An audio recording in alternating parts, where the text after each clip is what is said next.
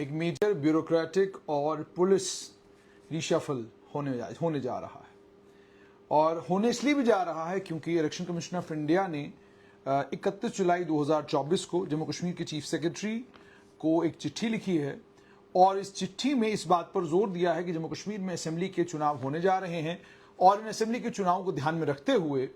उन तमाम ऑफिसरों के तबादले किए जाएं जो ऑफिसर अलग अलग पोजीशनों पर लंबे समय से काम कर रहे हैं। अब इसके चलते ऑलरेडी आप जानते हैं कि गहमागहमी है। ये बताया जा रहा है कि अलग अलग जिलों के डिप्टी कमिश्नरों के तबादले होने जा रहे हैं, पुलिस के अधिकारियों के तबादले होंगे और ये इंश्योर किया जाएगा कि जो इलेक्शन कमीशन ऑफ इंडिया की गाइडलाइंस हैं उनके एन मुताबिक जो है ये सारे तबादले हो। जहां तक अब होगा क्या, ये ब्यूरोक्रेटिक रिशफल जिसकी वैसे भी जम्मू कश्मीर में लोगों का इंटरेस्ट ज्यादातर ब्यूरोक्रेटिक रिशफल में ही होता है। तो इसमें सबसे पहले तो ये देखा जाएगा कि किस ऑफिसर का कहां पर कितना टेन्योर है। और वैसे ही आप जानते हैं कि ज्यादातर जिलों के जो एसएसपी हैं और डीसी हैं वो नॉन स्टेट सब्जेक्ट हैं या नॉन डोमिसाइल है, जम्मू कश्मीर के रहने वाले नहीं हैं। लेकिन लंबे समय से जो एक किसी जिले का जिला कमिश्नर है उसे तब्दील किया जाएगा। परफॉर्मेंस बेस्ड जिन जिलों के डिप्टी कमिश्नरों को लेकर शिकायतें हैं या जिनको लेकर कोई कंट्रोवर्सी कभी बनी है उनको भी तब्दील करने की संभावना है। और उसके साथ में पुलिस में जो प्रमोशंस हुई हैं उन प्रमोशंस को भी ध्यान में रखते हुए कई जिलों में और दोनों प्रोविंसेस में भी कुछ बड़ी तब्दीलियां हो सकती हैं। जहां तक इलेक्शन कमीशन ऑफ इंडिया के उस ऑर्डर का ताल्लुक है उसमें साफ तौर पर यह कहा गया था कि कोई भी ऑफिसर जो इलेक्शन के साथ जुड़ा हुआ है वो अपने डिस्ट्रिक्ट में, इस समय जिस डिस्ट्रिक्ट में है वहां पर कोई भी officer connected directly with the election shall be allowed, उसे इजाजत नहीं दी जाएगी कि वो इसी जिले में काम करे। पहली बात तो ये वो अपने होम डिस्ट्रिक्ट में है, मतलब ये कि ये देखना है कि जिसको आपने जिला कमिश्नर पोस्ट किया है क्या वो रहने वाला कहां का है। और दूसरा कि 3 साल जिसने मुकम्मल किए उस जिले में पिछले 4 सालों में, या वो 3 साल 30 सितंबर 2024 को मुकम्मल करने वाला है, उनके तबादले भी होंगे। और उन तबादलों के साथ में यह भी कहा गया है कि जब आपने 3 साल कैलकुलेट करने हैं, प्रमोशन उस पोस्ट पर जिले में जो हुई है उसे भी काउंट किया जाएगा।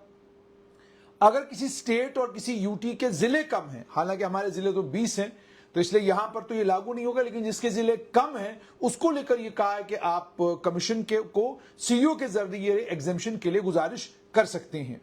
अब ये किन किन लोगों को ट्रांसफर करना मैंडेटरी है, किन किन लोगों का तबादला होगा, इसमें यह कहा गया है कि जो इंस्ट्रक्शंस दी गई हैं ये सिर्फ उन ऑफिसर्स को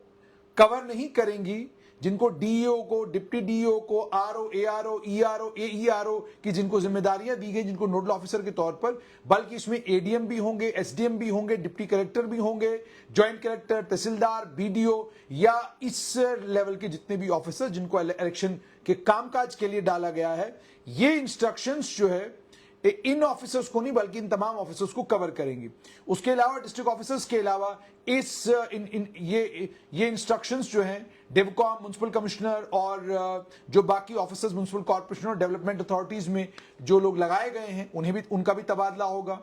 उसके बाद पुलिस के अंदर ADG, IG, DIG, arm police का commandant, SSP, SP, additional SP, SDPO, SHO, inspector, sub inspector, sergeant major या इसके बराबर के रैंक के जितने भी पुलिस ऑफिसर हैं उन पर भी ये लागू होगा, उनकी भी तब्दीली करनी होगी। पुलिस के सब इंस्पेक्टर या सब इंस्पेक्टर के ऊपर के रैंक के जितने भी अफसर हैं उन्हें होम डिस्ट्रिक्ट में आप पोस्ट नहीं करेंगे। और 4 सालों में से अगर कोई पुलिस सब इंस्पेक्टर कंप्लीट वो कर चुका है या कंप्लीट करने वाला है 3 साल और कट ऑफ डेट से पहले तो उसे फौरन जो है उस पुलिस की सब डिवीजन से बाहर ट्रांसफर कर देना है ताकि वो उस असेंबली कॉन्स्टिट्यूंसी में दिखाई न दे, वहां पर वो काम करता नजर ना आए। और अगर अलग अलग डिस्ट्रिक्ट हैं तो फिर ऑफिसर्स को जो है एक कमिश्नरेट से बाहर, यानी यहां तो चूंकि डीसीपी यहां पर नहीं होता, डिप्टी कमिश्नर पुलिस यहां पर नहीं होता, यहां पर तो आप जानते हैं एसएसपी है, एडीजी है, डीआईजी है, इन तमाम लोगों को तब्दील करना है। प्रोबेशन एक्साइज ऑफिसर्स का जहां तक ताल्लुक है उसमें भी ये कहा गया है कि ये जो इंस्ट्रक्शंस हैं ये जो ऑफिसर्स प्रोहिबिशन, माफ कीजिएगा, और एक्साइज डिपार्टमेंट के हैं, यानी जो ऑफिसर्स शराब के कारोबार के साथ जुड़े हुए हैं या जिन ऑफिसर्स को शराब के कारोबार की देखरेख करनी है सब इंस्पेक्टर रैंक तक, उस पर भी ये लागू होंगी। अब किन ऑफिसर्स को आप ट्रांसफर नहीं करेंगे? पहली बात तो ये कि जो स्टेट हेडक्वार्टर पर डिपार्टमेंट के हैं उनको आप ट्रांसफर नहीं करेंगे।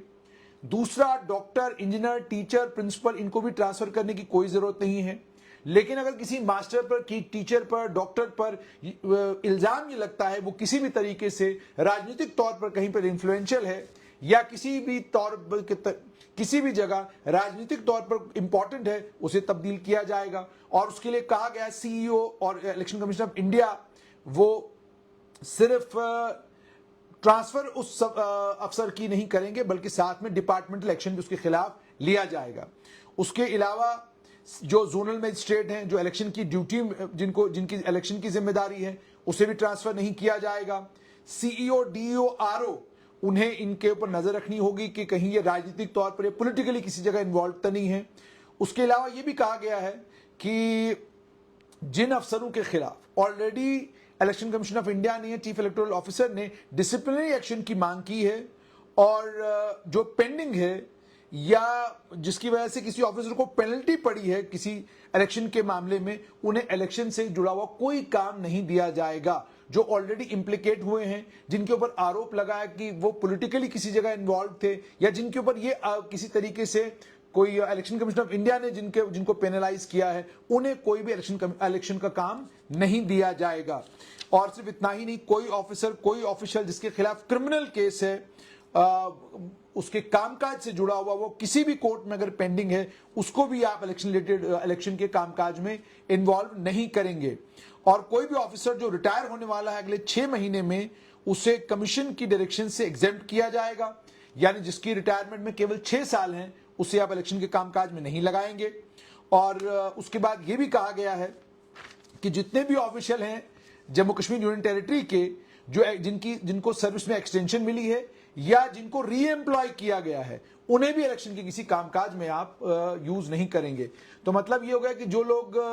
एक्सटेंशन पर हैं या जिन लोगों को रीएम्प्लॉय किया गया है, उन्हें भी इस इलेक्शन के कामकाज में किसी भी तरीके से स्टेट इन्वॉल्व नहीं किया जाएगा। उसके बाद जो इलेक्टोरल रोल्स के रिवीजन के कामकाज में ऑफिसर लगे हैं, उनको लेकर जो ट्रांसफर ऑर्डर्स हैं, कहा गया है कि जब तक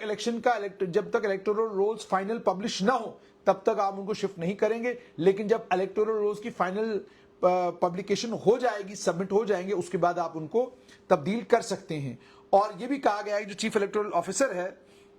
उसे बाज़ाब्ता कंसल्ट किया जाएगा जब किसी को ट्रांसफर किया जा रहा है, ऊपर वाली जो मैंने पॉलिसी बताई उसके ऐन मुताबिक। और जितने भी इलेक्शन रिलेटेड ऑफिसर्स हैं उन्हें एक डिक्लेरेशन देना होगा डीईओ को, और उसमें यह बताना होगा उनको कि मैं किसी भी ऐसे शख्स का रिश्तेदार नहीं हूं जो चुनाव लड़ रहा है, और दूसरा ये कि मेरे खिलाफ कोई भी क्रिमिनल केस कहीं पर पेंडिंग नहीं है। और ये तमाम इंस्ट्रक्शंस जो हैं, ये इंस्ट्रक्शंस जम्मू कश्मीर की सरकार को आ चुकी हैं और कमीशन ने तमाम जितने भी ये ऑफिसर्स हैं इनकी ट्रांसफर, पोस्टिंग और इसकी कंप्लायंस को लेकर चीफ सेक्रेटरी को, डीजीपी को कहा है कि आपने हमारी कंप्लायंस कैसे की है। उसे कहा गया है कि 20 अगस्त 2024 से पहले पहले आपने तमाम तफसीलात हमें देनी है। तो 20 अगस्त से पहले पहले जम्मू कश्मीर में एक बड़ा मेजर, बहुत बड़ा एडमिनिस्ट्रेटिव और पुलिस रिशफल देखने को मिल सकता है। और इस एडमिनिस्ट्रेटिव रिशफल के नतीजे में जहां डिप्टी कमिश्नर, जहां पुलिस के इंपॉर्टेंट ऑफिसर्स ट्रांसफर होंगे, वहीं पर सिविल सचिवालय में भी बहुत बड़ा फेरबदल देखने को मिल सकता है। तो ये सारा फेरबदल इस सिलसिले में है कि जम्मू कश्मीर में चुनावों की तैयारी है और संभवतः यह है कि जम्मू कश्मीर में अगस्त के आखिरी हफ्ते में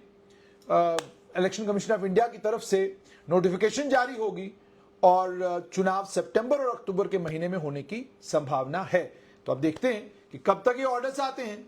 मगर खबर यही कि जम्मू कश्मीर में एक बड़ा एडमिनिस्ट्रेटिव रिशफल, पुलिस रिशफल जल्द होने वाला है।